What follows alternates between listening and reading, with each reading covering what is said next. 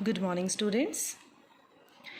Today we discuss about our next topic, that is accounting standards.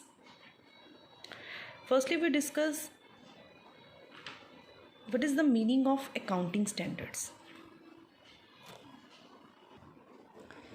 The term accounting standards means the various guidelines which is followed for the preparation and presentation of the financial statements. The accounting standards provide us the various rules, procedures. With the help of this, we prepare our financial statements. And who provide these guidelines, who provide these rules and regulations? Today we discuss about this topic. So accounting standards, you know that कि आज के time पे जैसे जैसे जो area है वो vast होता जा रहा है, हमारे जो बिज़नेस हैं वो ग्लोबलाइज होते जा रहे हैं, डाइवर्सिफिकेशन ऑफ बिज़नेस बहुत ज़्यादा है, हर एक का बिज़नेस अलग तरह का है. तो अकाउंटिंग इंफॉर्मेशन जो है वो इस टाइम पे आके बहुत इम्पॉर्टेंट जो है वो हो गई है. अब हर एक बिज़नेस ट्रांजैक्शन को कैसे रिकॉर्ड किया जाएगा, जो हमारी अकाउंटिंग इंफॉर्मेशन है उसको कैसे हम यूज़ करेंगे, तो इसके लिए कुछ मिनिमम स्टैंडर्ड्स जो हैं वो रखे गए हैं जिसको कि हमें फॉलो करना पड़ता है. सो जो हमारी अकाउंटिंग स्टेटमेंट्स होती हैं उनमें बेसिकली जो बेसिक कैरेक्टरिस्टिक्स हैं वो होने ज़रूरी हैं. That is reliability, already we discuss in our first chapter. Relevance, understandability and comparability. तो जैसे कि हमारे पास कुछ मिनिमम स्टैंडर्ड्स जो हैं वो, क्योंकि हमने अभी तक बहुत सारे अपने कॉन्सेप्ट पढ़े, टर्म्स पढ़ी कि हमने अकाउंटिंग इन्फॉर्मेशन को रिकॉर्ड करना है, अकाउंटिंग प्रोसेस पढ़ा, तो जो कॉम्प्लेक्सिटी है उसको रिड्यूस करने के लिए ये बेसिकली 4 कैरेक्टरिस्टिक्स जो हैं वो हमारी अकाउंटिंग स्टेटमेंट में होने बहुत ज़रूरी है. अब ये जो 4 कैरेक्टरिस्टिक्स हैं या रूल्स और गाइडलाइंस हमें प्रोवाइड करवाई जाती हैं, इसके लिए एक कमेटी जो है वो बनाई गई. 1973 में एक कमेटी थी, उसका नाम था इंटरनेशनल अकाउंटिंग स्टैंडर्ड कमेटी, जिसको बाद में उसका नाम रख दिया गया इंटरनेशनल फाइनेंशियल रिपोर्टिंग बोर्ड, और इसको 1973 में बनाया गया. इस कमेटी को बनाने का मेन ऑब्जेक्टिव क्या था कि हमने फॉर्मुलेट करनी है अपने अकाउंटिंग स्टैंडर्ड्स, जिनको हमने जो अप्लाई करना है अपनी कंट्री में वो एक तरह से वर्ल्ड वाइड एक्सेप्टेंस उसकी होनी चाहिए. क्योंकि आजकल जो बिज़नेस है वो सिर्फ नेशन तक नहीं है, वो अब इंटरनेशनल लेवल तक पहुंच गया. तो बिज़नेस की जितनी भी हमारे पास ट्रांजैक्शंस हैं जो हमने रिकॉर्ड करनी है, वो सिर्फ विद इन बिज़नेस ही उसकी ज़रूरत नहीं पड़ती. उसको हमने इस तरह से रूल्स रेगुलेशंस लगाने कि अगर हम इंटरनेशनल बिज़नेस भी करते हैं तो हमारे बिज़नेस में कोई प्रॉब्लम जो है वो ना आए.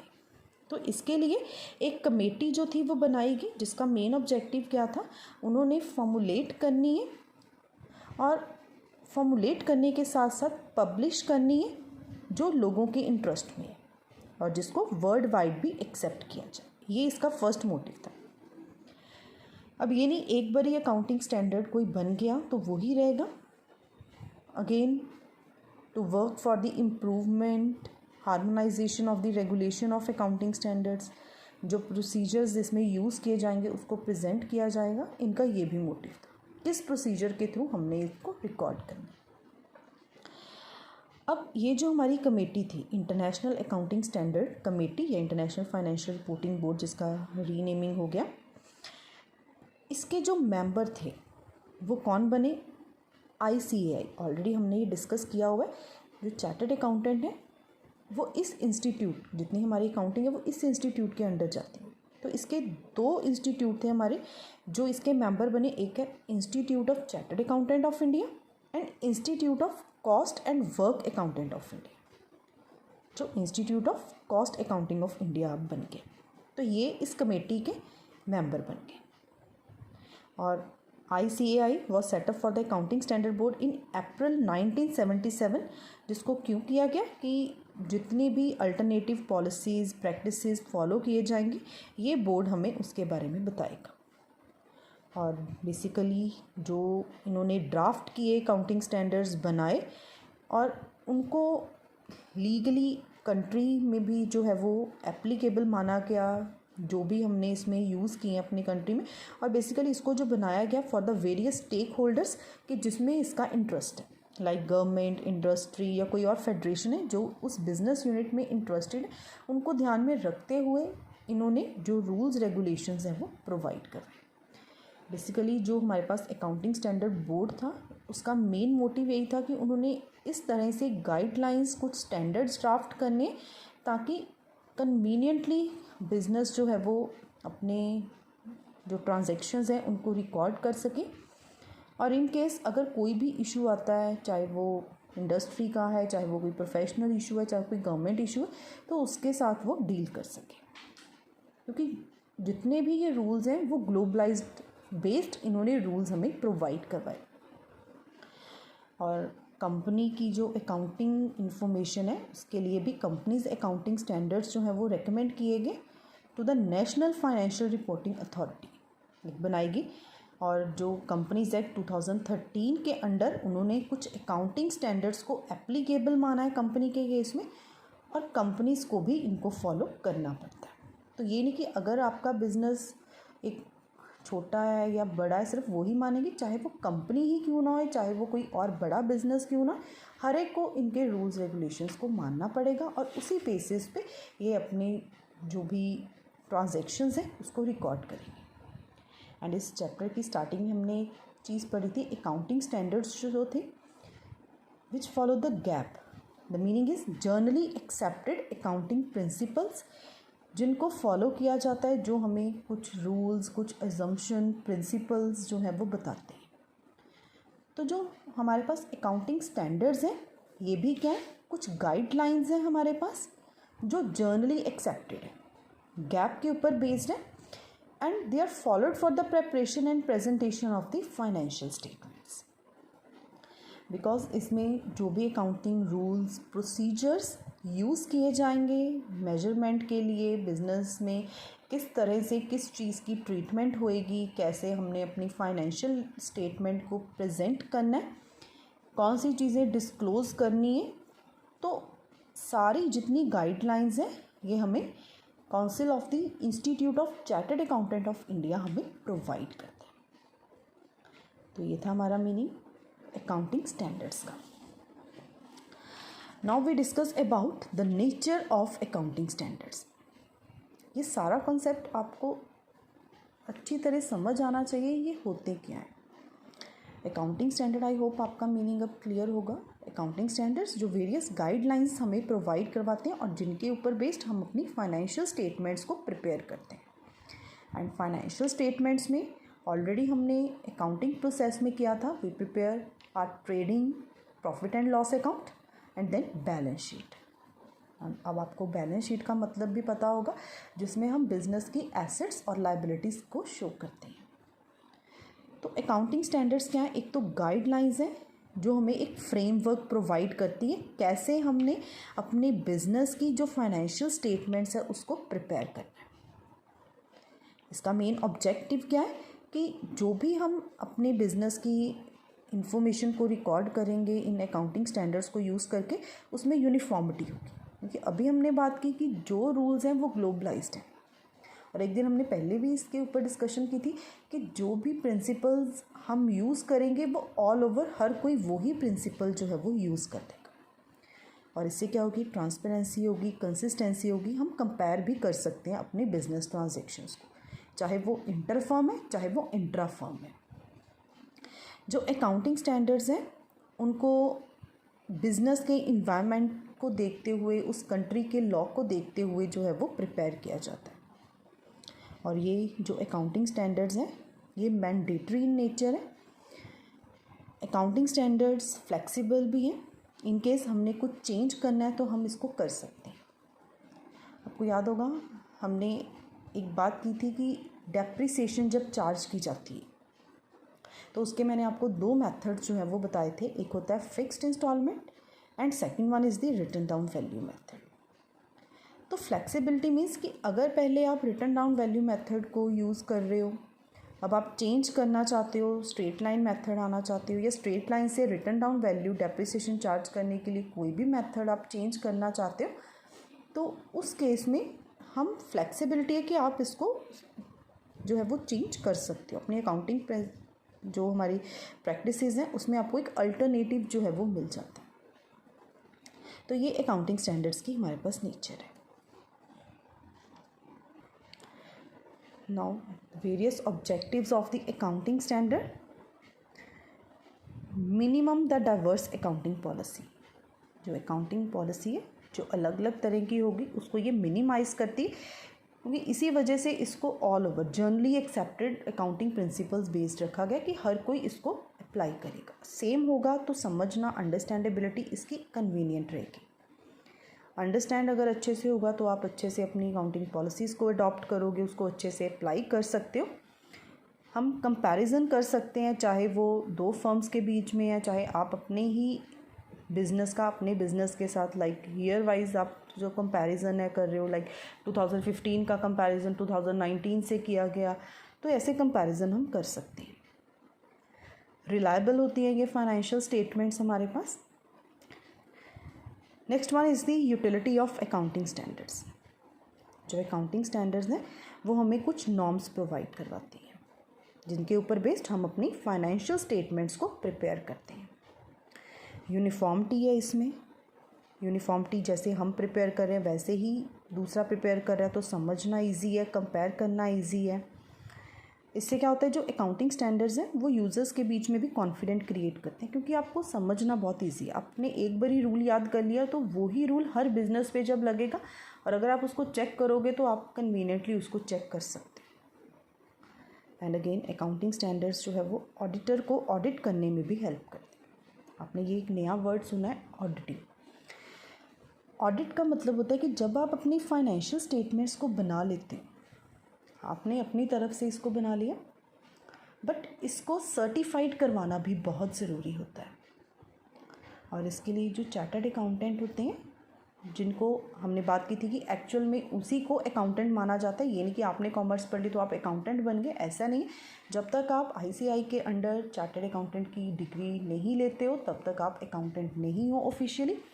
तो जब आपने अपनी फाइनेंशियल स्टेटमेंट बिजनेस की बना ली तो वो फाइनेंशियल स्टेटमेंट्स आपको अपने CA के पास भेजनी पड़ेंगी। वो उसको चेक करेगा, चेक करने के बाद वो उसको सर्टिफाई करेगा कि आपने जो रूल्स प्रिंसिपल्स इसमें लगाए हैं वो आपने ठीक लगाए हैं। सर्टिफाई करने के बाद वो स्टेटमेंट आपकी वैलिड मानी जाएगी। वो तब तक वैलिड नहीं है जब तक वो सर्टिफाइड नहीं होती। तो जो उसको चेक करता है उसको हम बोलते हैं ऑडिटर। ऑडिटर मतलब जो ऑडिटिंग करता है, हमारे अकाउंट्स को चेक करता है ताकि उसमें यूनिफॉर्मिटी जो है वो हो सके। तो ये इसकी यूटिलिटी है। Now is the limitation of accounting standard. Firstly एक तो मैन मेड है, तो इसका मतलब कि अगर हम वेरिफिकेशन भी इसकी करना चाहें तो वेरिफिकेशन टेस्ट आप इस पर नहीं लगा सकते। जो हमारे अकाउंटिंग स्टैंडर्ड्स हैं वो हमारे बिजनेस इन्वायरमेंट और उस कंट्री के लॉ के ऊपर बेस्ड होते हैं। अगर हम इंडियन बात करें तो इंडियन कंट्री के अकॉर्डिंगली रूल्स रेगुलेशंस लाइक ऐसी चीज़ें जो है वो फॉलो की जाती हैं। और अगेन जैसे जैसे चेंजेस आते रहते हैं, क्योंकि हर कंट्री के अपने टैक्सेस हैं तो उसमें मॉडिफिकेशन जो है वो होती है, बट बेसिक रूल्स जो है वो सेम होते हैं। तो इट मीन्स जो अकाउंटिंग स्टैंडर्ड्स हैं वो बिजनेस इन्वायरमेंट और उस कंट्री के लॉ के ऊपर बेस्ड है। ये था हमारा टॉपिक अकाउंटिंग स्टैंडर्ड्स का। Now we discuss about the international financial reporting standards, that is IFRS। अब IFRS क्या होता है हमारे पास? IFRS भी एक ऐसा रिपोर्टिंग स्टैंडर्ड है जो हमें अकाउंटिंग स्टैंडर्ड्स प्रोवाइड करवाता है। And IFRS are the set of accounting standards which is developed by the international accounting standard board. जैसे हमारे पास हमारे अकाउंटिंग स्टैंडर्ड थे, अभी हमने अकाउंटिंग स्टैंडर्ड के बारे में पढ़ा। अकाउंटिंग स्टैंडर्ड की जब हमने बात की थी तो उसमें अकाउंटिंग स्टैंडर्ड बोर्ड आया था, जिसमें ICAI and cost and management account हमारे अंडर गई थी। तो इस केस में इंटरनेशनल अकाउंटिंग स्टैंडर्ड बोर्ड जो है वो प्रिपेयर किया गया, जिसका मेन मोटिव क्या है कि बिज़नेस जो है अब वर्ल्ड वाइड पहुंच गया। बिज़नेस सिर्फ हमारी नेशनल बाउंड्रीज तक नहीं है, अब ये इंटरनेशनल इकोनॉमी तक पहुंच गया। हर एक बिज़नेस के बीच में FDI फॉरेन डायरेक्ट इन्वेस्टमेंट है, कैपिटल जो है वो इंटरचेंज होती है।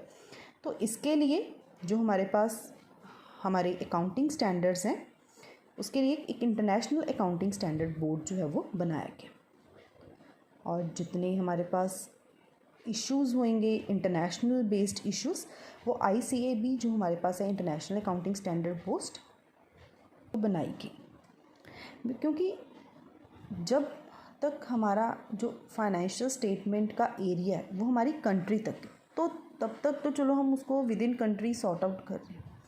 बट जब हम आउटसाइड द कंट्री चले जाते हैं तो उस केस में हर एक कंट्री ने, क्योंकि हमने बात की अभी अकाउंटिंग स्टैंडर्ड्स में कि ये इन्वायरमेंटल और उस कंट्री के लॉ के अकॉर्डिंगली होते हैं, तो जब हम इंटरनेशनल बिजनेस करते हैं तो ये बहुत डिफ़िकल्ट हो जाता है कि हम कैसे वर्ल्ड वाइड फाइनेंशियल इंफॉर्मेशन को एक कॉमन वे में रिकॉर्ड करें। क्योंकि हमने अकाउंटिंग स्टैंडर्ड्स की क्वालिटी अच्छी रखनी है ताकि हम उसको कन्वीनियंटली यूज़ कर सकें, जिससे कि मार्केट की एफिशिएंसी इंक्रीज़ हो और जो कॉस्ट ऑफ कैपिटल है वो हमारी रिड्यूस हुई। तो उसके लिए इंटरनेशनल अकाउंटिंग स्टैंडर्ड्स जो थे वो डेवलप किए गए और बाद में ये बन गया हमारे पास इंटरनेशनल फाइनेंशियल रिपोर्टिंग बोर्ड, जिसका मेन मोटिव क्या था, अगेन रूल्स और स्टैंडर्ड्स को मेंटेन करना।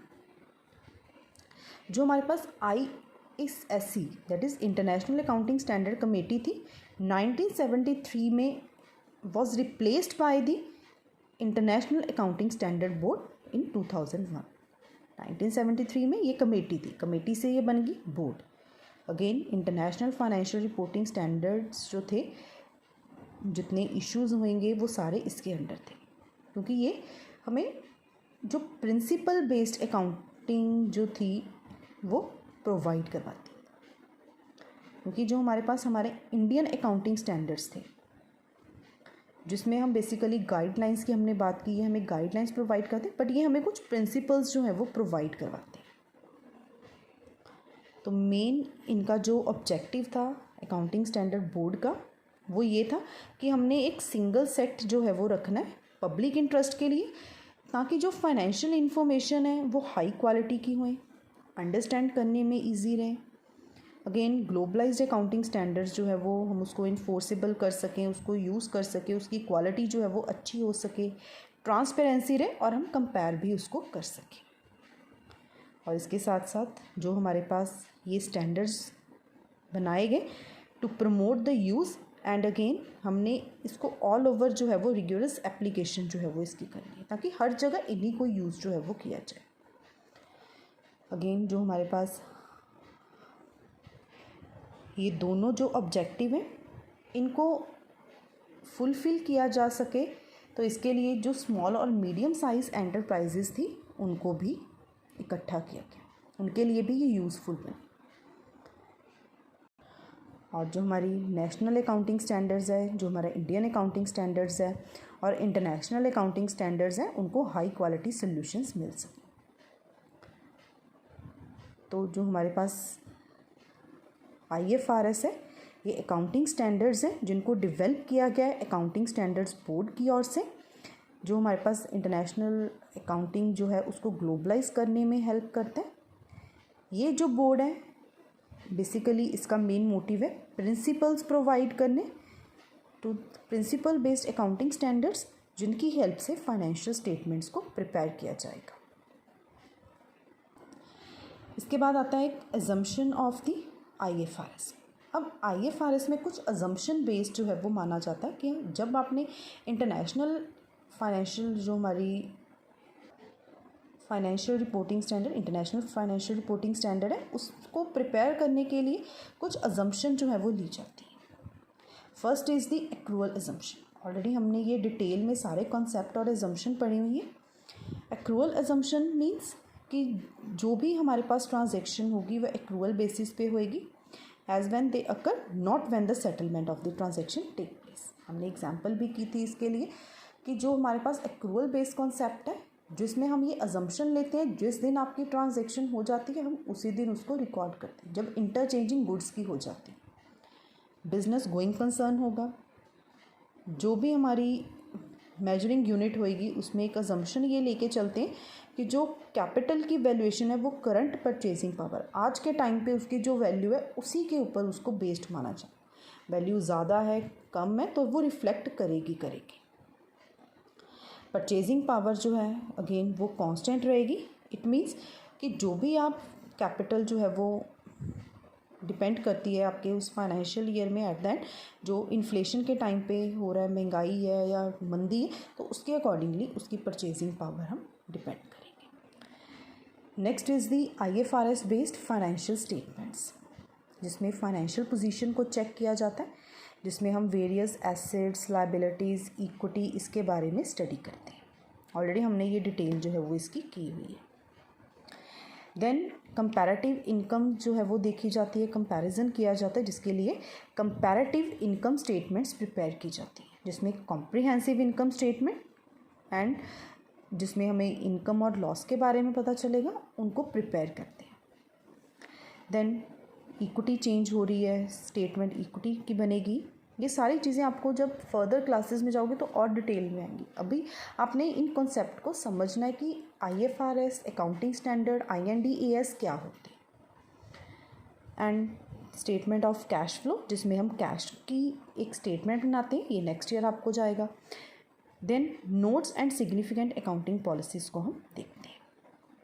अब ये जो मीनिंग है IND-AS, इट मीन्स इसकी पहचान कैसे होती है, Indian accounting standards.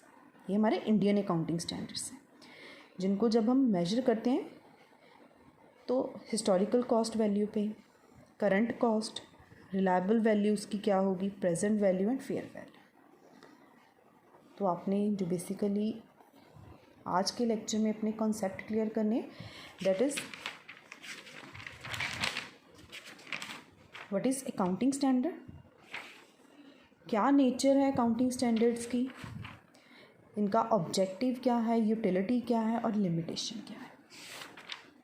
And then IFRS क्या होता है, IFRS के जो हमारे पास अकाउंटिंग स्टैंडर्ड बोर्ड है उसके ऑब्जेक्टिव्स क्या हैं, कौन सी एजम्पशन उसमें ली जाती है और ये कौन से जो स्टेटमेंट्स है, प्रोसीजर्स फॉलो करते हैं जिसके बिहाफ पे ये अपनी स्टेटमेंट्स को प्रिपेयर करते हैं। तो आपने जो चीज़ याद रखनी है कि जो IFRS है वो इंटरनेशनल फेडरेशन है जो प्रिंसिपल बेस्ड है, बल्कि जो हमारी इंडियन अकाउंटिंग स्टैंडर्ड्स है वो गैप और रूल बेस्ड है। It means Indian accounting standard में गैप को यूज़ किया जाता है, GAAP, journal accepted accounting principles, और ये रूल बेस्ड है, ये हमें रूल्स प्रोवाइड करती है, गाइडलाइंस प्रोवाइड करती है। और जो हमारी IFRS है, इंटरनेशनल फाइनेंशियल रिपोर्टिंग स्टैंडर्ड्स, ये प्रिंसिपल बेस्ड है, ये हमें कुछ प्रिंसिपल्स प्रोवाइड करती है, जैसे हमने ये अजम्पशन की। तो आज का टॉपिक हमारा यहीं पे ख़त्म हो रहा है। आपको जो क्वेश्चंस आएंगे वर्कशीट के साथ, आपने वो इस कॉन्सेप्ट को अच्छे से करके उसको अपने एज अ नोट्स अपने उसको प्रिपेयर करना है। और साथ ही अब हमारा न्यूमेरिकल जो है वो चैप्टर स्टार्ट होने वाला है, तो आपकी जो अकाउंटिंग टर्म्स हमने बेसिक टर्म्स किए हैं, like what is business transactions, asset, drawing, capital etcetera, तो ये आपको अच्छे से क्लियर होनी चाहिए, क्योंकि जब ये आपको अच्छे से क्लियर होंगी तभी आपके जो न्यूमेरिकल्स हैं वो कन्वीनियंटली होंगे।